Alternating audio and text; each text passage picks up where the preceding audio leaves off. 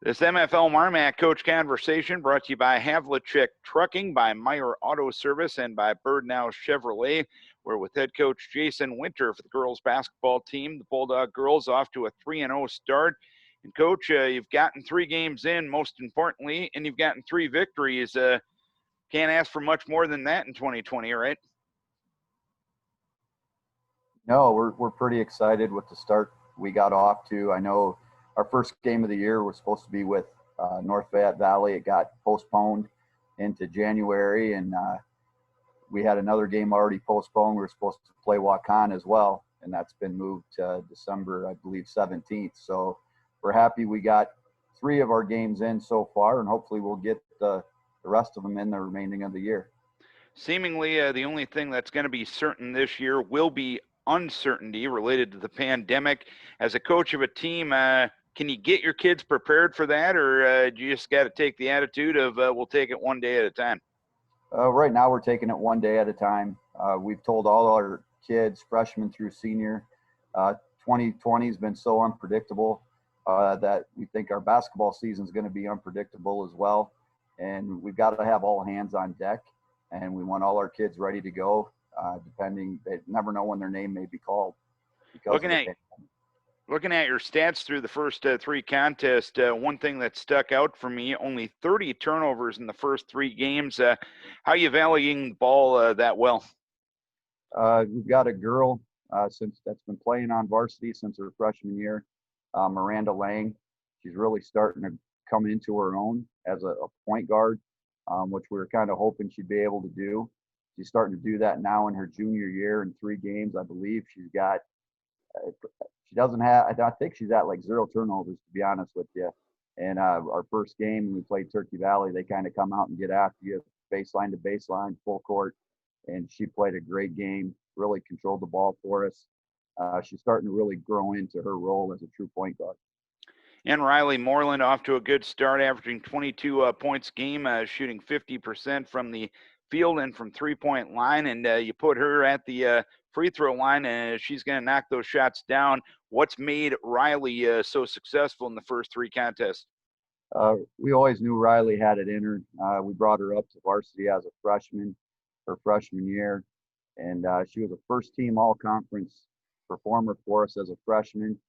She had a thumb injury that year, or wrist injury, and we knew she had the talent. We were hoping coming into her sophomore year she was going to improve on that, and she had another injury, leg injury, for most of last year. So she probably played about maybe a third of the season and probably was never even 100% then, which we really missed her. We were expecting a lot out of her last year to go with some of the seniors we had.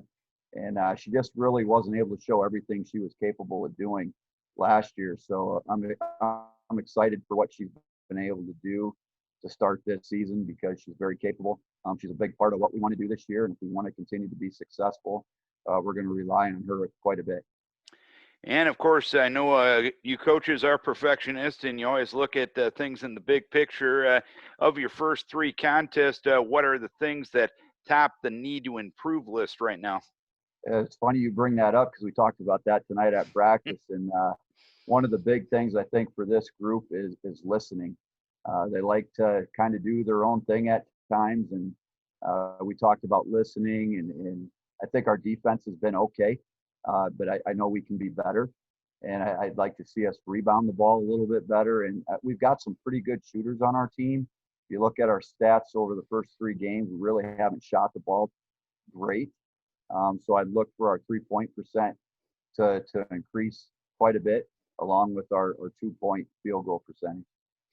But with a lot of things to improve on and a 3-0 record in a kind of weird way, that's a good thing, right?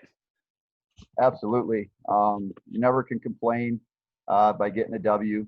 Like you said, coaches like to be perfectionists and they like to improve on everything. And I know sometimes I can probably come across as negative to people just because I constantly are striving for our girls to get better.